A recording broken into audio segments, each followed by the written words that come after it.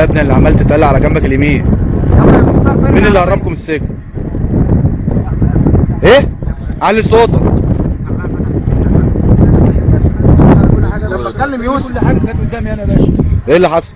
اللي حصل الشرطه كلها اللي هي المخبرين والشرطه اللي ماسكه السجن نفسها لبست ملكي والله العظيم، وجابوا السلاح وحياة كتاب الله وهدوا وجابوا الوضر من بره وهدوا لنا السجن وهم اللي طلعوه. انتوا تبع السجن ايه كلكم؟ 440 انا 430 حضرتك. وادي النطرون؟ حضرتك ضربوا عليها غزات الدموع، واللي ما يطلعش هيموتوه، والمصحف قالوا له ما يطلع للموت على واحد الله. كنا بنموت حضرتك ما تطلعش بره سيادتك.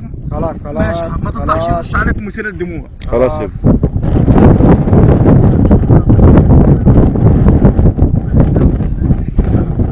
يعني انت جاي من حدائق القبه يعني؟